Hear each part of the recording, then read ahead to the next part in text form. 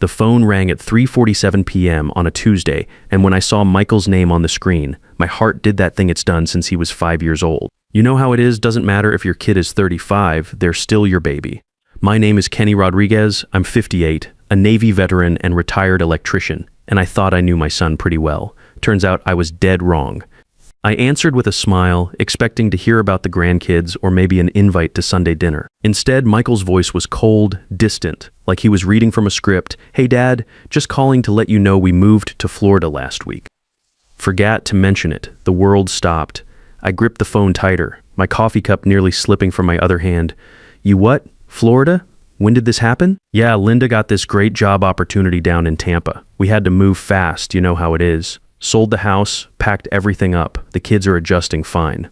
I stood up so fast my chair scraped against the kitchen floor. Michael, Florida is over 1,000 miles away. You moved my grandchildren across the country, and you're just telling me now, Dad, it's been crazy. The packing, the house sale, getting Patricia and Scott enrolled in new schools. We just forgot to call. Forgot?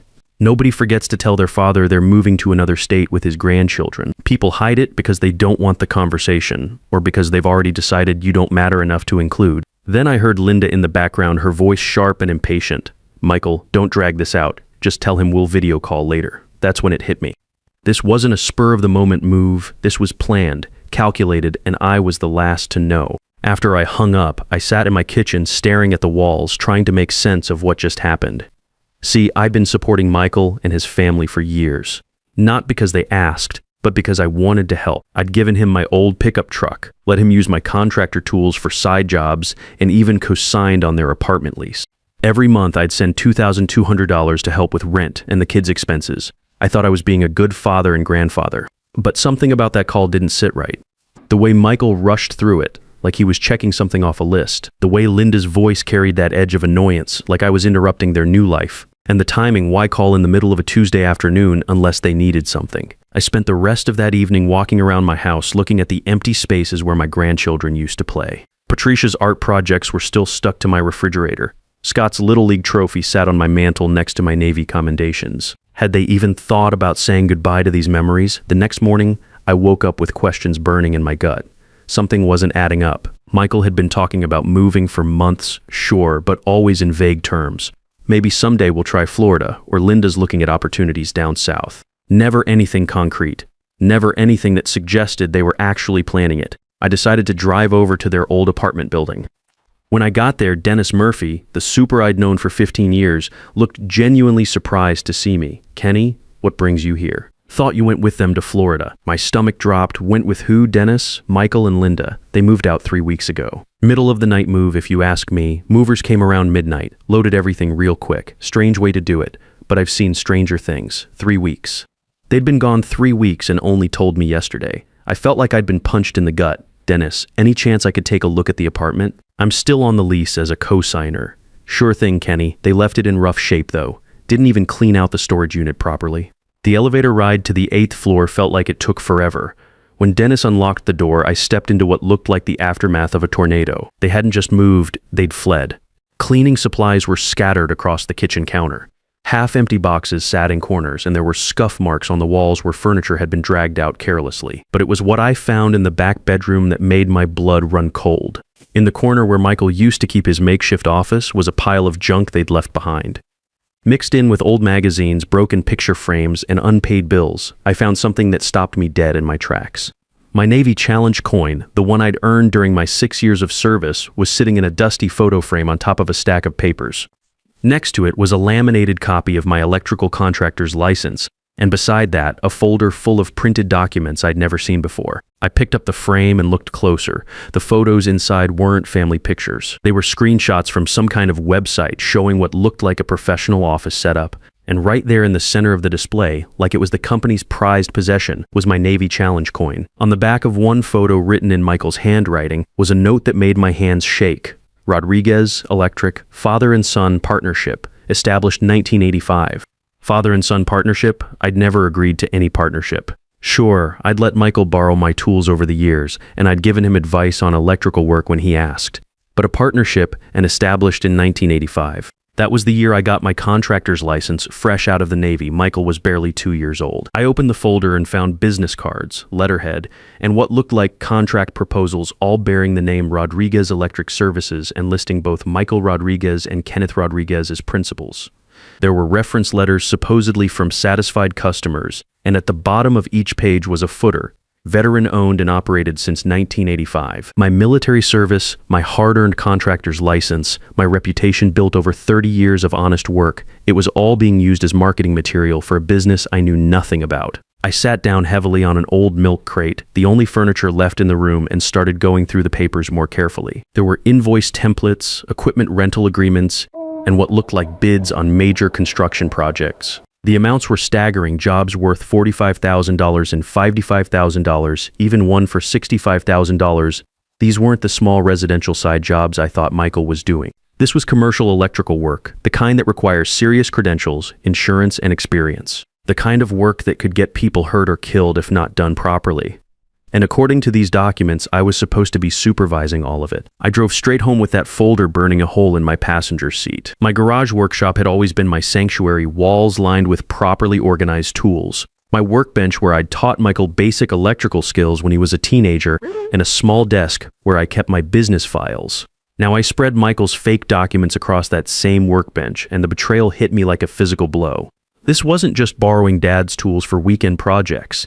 This was identity theft, fraud, and potentially criminal misrepresentation. I picked up my phone and called my lawyer, Timothy Walsh. Tim had handled my late wife Margaret's estate 3 years ago and knew our family situation. "Kenny, what's got you calling this late?" Tim's voice was concerned. It was past 8 p.m. "Tim, I need you to look at something. Can you come by tomorrow morning? It's about Michael, and it's serious." "How serious are we talking?" "Business fraud serious. Maybe criminal serious." Tim arrived at 9 a.m. sharp, and when I showed him the documents I'd found, his expression went from curious to grim real fast. He spread everything out on my kitchen table, pulling out his reading glasses and examining each paper carefully. "Kenny, this isn't just family drama. If Michael's been representing himself as your business partner or using your contractor's license number, that's fraud.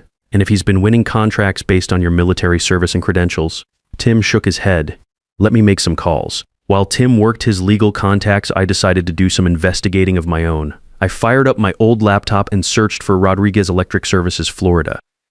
What I found made my stomach turn. Michael had built an entire website, professional looking, with photos of electrical work, customer testimonials, and a prominent About Us section that made me want to throw the computer across the room. There was my Navy Challenge coin photographed in what looked like a fancy office setting.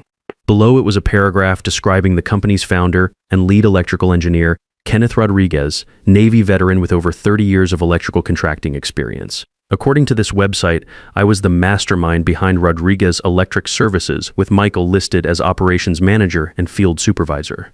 There were photos of expensive electrical equipment I'd never seen, testimonials from customers I'd never met, and claims about projects I'd never worked on. But the worst part was the military heritage section. Michael had photographed my Purple Heart certificate, the one that sat in a frame on my bedroom dresser, and posted it alongside text about how Rodriguez Electric was built on the foundation of military discipline, honor, and precision that only a Navy veteran can provide. My Purple Heart, the medal I'd earned during 6 difficult years of naval service, was being used to sell electrical services in Florida. I called my old Navy buddy Carl Stevens, who now worked for the State Contractors Licensing Board in Virginia. We'd served together and stayed in touch over the years. When I explained what I'd found, Carl's response was immediate and angry. "Kenny, this isn't just unethical, it's dangerous. If he's doing commercial electrical work without proper supervision, people could get hurt. You need to file complaints immediately. In Florida and here in Virginia." What kind of complaints? Fraudulent use of contractor credentials, misrepresentation of business partnerships, and unauthorized use of licensing numbers. "I'll walk you through the paperwork." By noon, Tim called back with news that made everything worse. His contacts had found business registration documents for Rodriguez Electric Services filed with the Florida Secretary of State.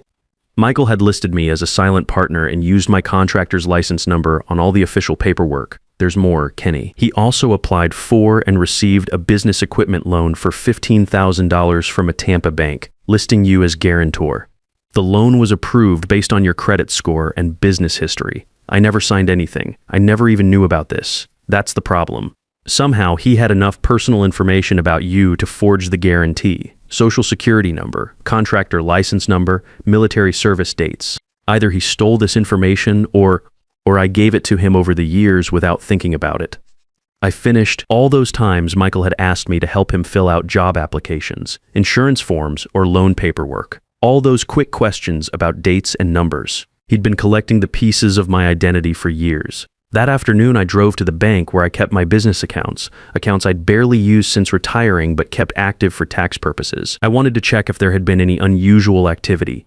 The account manager, a young woman named Sarah, pulled up my records and frowned at her screen. "Mr. Rodriguez, I see you have a business equipment loan with Southern Florida Credit Union. Did you want to discuss payment options?" "I don't have any loans with Southern Florida Credit Union." Her frown deepened. "According to this credit report, you guaranteed a $15,000 equipment loan for Rodriguez Electric Services in Tampa, Florida. It was approved 6 weeks ago." 6 weeks ago. Right around the time Michael started mentioning Florida more frequently, back when I thought he was just dreaming about warmer weather and better opportunities. I asked Sarah to print out everything she could find. The loan documents showed Michael's signature as the primary borrower, but there was my name as guarantor, complete with what looked like my signature and all my personal financial information. "Ma'am, I never signed these documents. This is fraud." Sarah's expression shifted to professional concern. "Sir, I need to refer you to our fraud department immediately." While waiting to speak with the fraud investigator, I called Carl back. "It's worse than we thought. He's got me on the hook for $15,000 in equipment loans I never authorized. Kenny, you need to file a police report tonight. This has moved beyond licensing violations into identity theft and financial fraud." The bank's fraud investigator, a serious man in his 40s named Mr. Peterson, listened to my story and examined the loan documents. "Mr. Rodriguez, these signatures look very good. Whoever did this had access to multiple examples of your handwriting and knew your personal information intimately." "It was my son." Peterson nodded grimly. "Family fraud is unfortunately common. The good news is we can flag this account and begin an investigation. The bad news is you'll need to file formal complaints with law enforcement and provide substantial documentation proving you didn't authorize these transactions." By evening, my kitchen table looked like a war room. Tim had helped me organize everything into neat piles. Fraudulent business documents, forged loan papers, screenshots from the fake website, and photos of my military decorations being used without permission. "Kenny," Tim said, "we've got enough here for both civil and criminal complaints. The question is how far you want to take this." I looked at a photo of Michael and Patricia and Scott that sat on my counter, taken last Christmas when they'd all been here for dinner. 3 months ago, we were a happy family. Now I was preparing to potentially send my own son to prison. "Tim, if some stranger had stolen my identity, used my military service to commit fraud, and forged my name on loan documents, what would you advise? Full prosecution." "No question. Then that's what we do, family or not.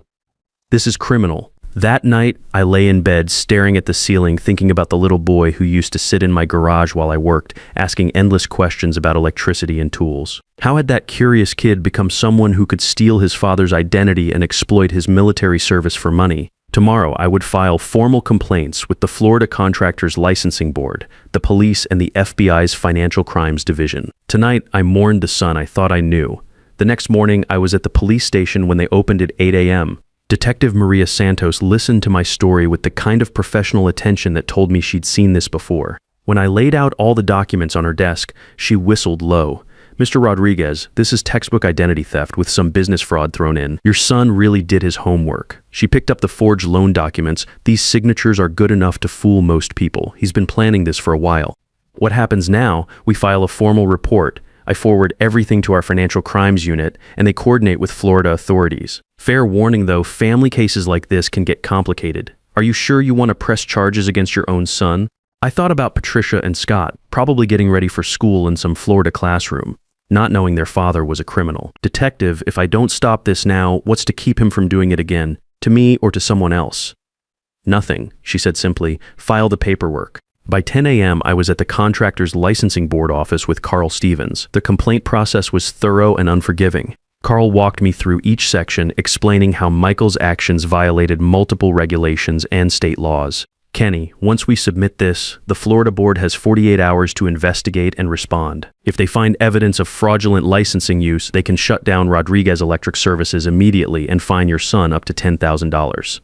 "Good. There's more. Any contracts he signed using your credentials become null and void. His clients can demand immediate refunds for work that can't be completed. That afternoon, Tim helped me contact Michael's clients directly. We'd found phone numbers and email addresses on the fake website, and I wanted them to know the truth before they lost any more money. The first call was to Mrs. Patterson in Tampa, an elderly woman who'd hired Rodriguez Electric to rewire her kitchen.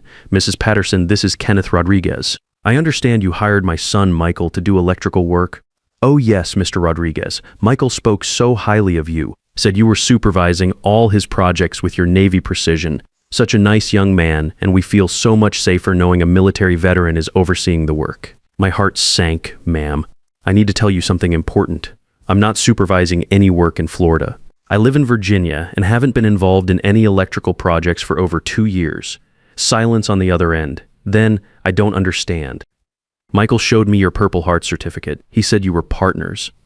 "Ma'am, I never authorized any partnership, and I never gave permission to use my military credentials. I'm calling to warn you that Rodriguez Electric Services is operating under false pretenses." Mrs. Patterson's voice turned cold and worried. "Are you telling me the work isn't being supervised by a licensed electrician?" "That's exactly what I'm telling you. I'd recommend stopping all work immediately and consulting with another contractor." I made 6 more calls that day, same story each time. Michael had used my military service, my contractor credentials, and my reputation to win jobs worth over $200,000 total. Every client thought I was the experienced supervisor ensuring quality work.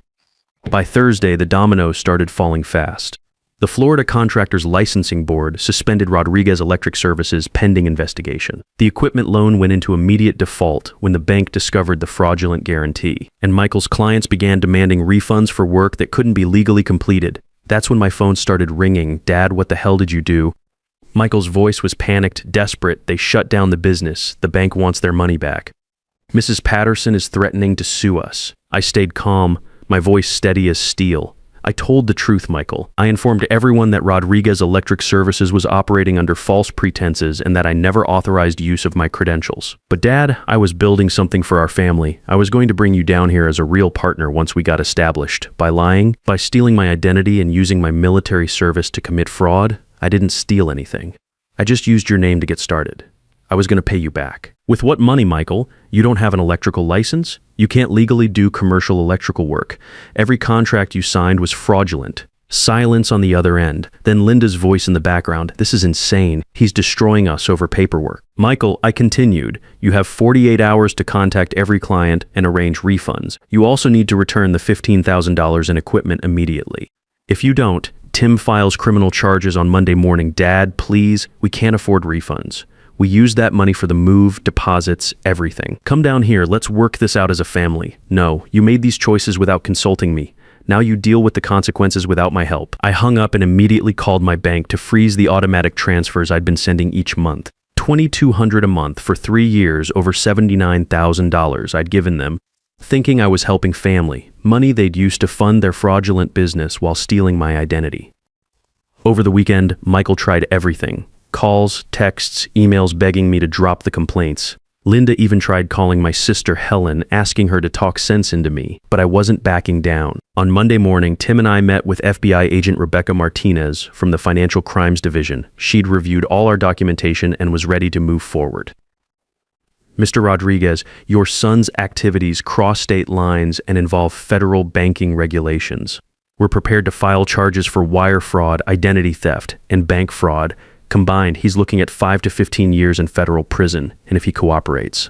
Full restitution, public acknowledgement of fraud, and supervised probation.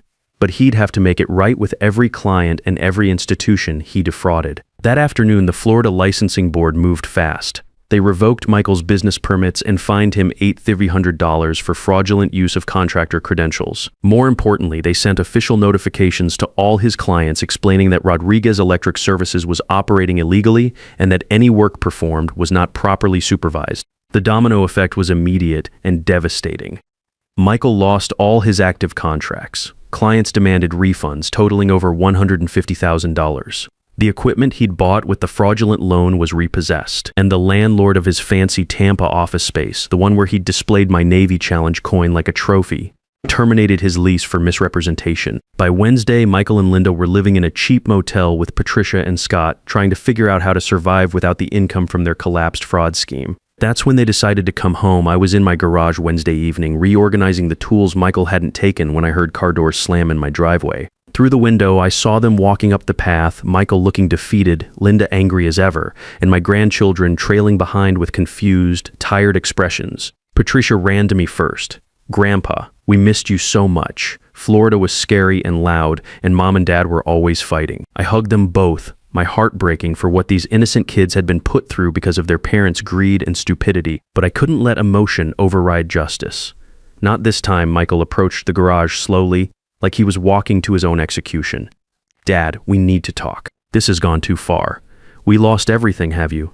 I pulled out a folder Tim had prepared, because according to these FBI documents, you still owe $18,700 in refunds to defrauded clients, plus $15,000 to the bank, plus $8,500 to Ells and fines. Losing everything would actually be an improvement. Linda stepped forward, her face red with anger and desperation.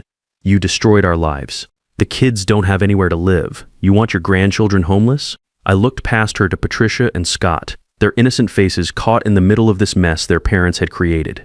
These children had done nothing wrong, but they were paying the price for their parents' crimes. "The kids can come inside," I said firmly.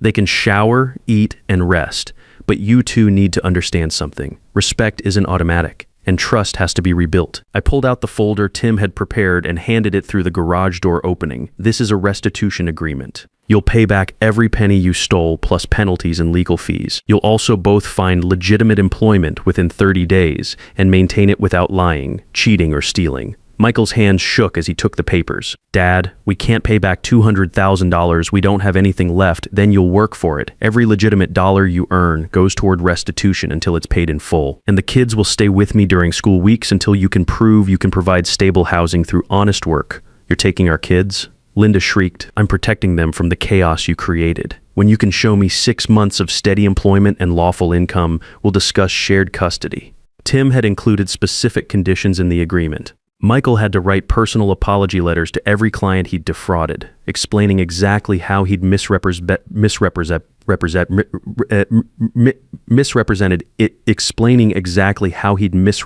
his. No corporate lawyers, no vague language, just honest accountability for what he'd done. He also had to complete 200 hours of community service and attend financial responsibility counseling. Linda had to find employment and contribute equally to the restitution payments. Both of them had to submit to quarterly financial audits to ensure they weren't running new scams. "And if we don't sign," Michael asked, his voice barely a whisper, "then Agent Martinez files federal charges tomorrow morning. You'll be looking at 5 to 15 years in prison, and I'll seek permanent custody of Patricia and Scott." I watched my son's face cycle through anger, desperation, and finally resignation. The alternative was federal prison, and even Linda realized they couldn't fight a fraud case with this much evidence. "Where are we supposed to live?" she asked. "That's your problem to solve. You're adults who made adult decisions. Figure it out like adults." It took 3 days, but Michael signed the agreement. The alternative was criminal prosecution that would destroy any chance of rebuilding their lives. Tim filed the agreement with the court, making it legally binding and enforceable. Michael found work as an apprentice electrician with Henderson Construction, starting at $15 per hour, under the supervision of a master electrician. It was honest work, but humbling for someone who'd been pretending to run major commercial projects. Linda got a job as a pharmacy technician at a CVS near their new apartment, a small 2-bedroom place in a working-class neighborhood. Nothing like the luxury they'd been chasing in Florida, but clean and safe. The kids moved in with me during the week and stayed with their parents on weekends. Patricia and Scott adjusted quickly to the routine. They had their own rooms, help with homework, and the stability their parents had failed to provide. Every Sunday we had dinner together. Michael would bring his pay stubs and timesheets, showing his progress toward becoming a licensed electrician through legitimate channels. Linda brought receipts showing their contributions to the restitution fund, usually $800 to $1,000 per month between both their jobs. It was slow going, but they were learning what honest work felt like.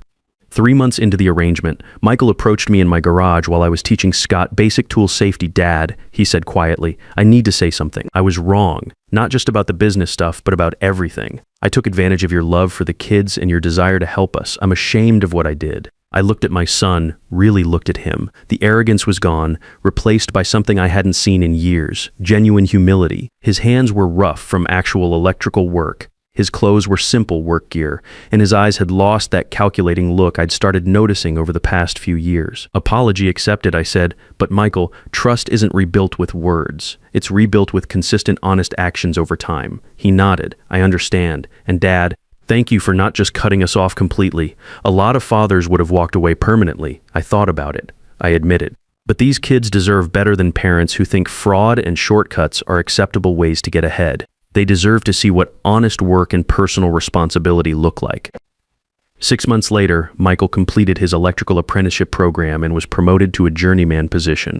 Linda had advanced to lead pharmacy technician and was taking night courses in business administration legitimately this time. They'd moved to a better apartment and were making steady progress on the restitution payments. More importantly, they were building something real instead of living off lies and stolen credentials. Last month, Patricia made honor roll and Scott joined Little League. They live in a stable environment with me during the week and see their parents building legitimate careers on weekends. The kids are proud of their parents' progress instead of confused by constant schemes and financial drama. My Navy Challenge coin sits in its proper place now on my dresser next to Margaret's picture and my contractor's license. Not as a prop in someone else's fraud, but as a reminder of what real service and sacrifice represent. The monthly transfers stopped permanently. Instead of sending Michael money, I taught him skills, real electrical knowledge that will serve him for life. When Patricia and Scott ask about work ethic and integrity, I can point to their father's transformation as proof that people can change when they're forced to face consequences. People ask if I feel bad about how hard I came down on Michael and Linda.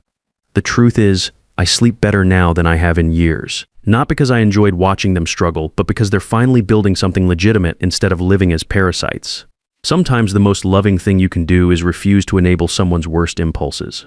Michael thought being my son gave him the right to exploit my military service and steal my professional identity. I taught him that family relationships require mutual respect, honesty, and accountability. You might think I was too harsh, but I'd rather have a son who works as an apprentice electrician with integrity than one who runs fraudulent businesses using stolen credentials. Character matters more than comfort, and respect must be earned, especially within families. As I watch Michael teaching Scott proper wire stripping techniques in my garage, using skills he actually learned instead of faked, I see hope for our family's future. Built on truth this time, instead of convenient lies, they forgot to tell me they were moving. I made sure they'll never forget the lesson that followed.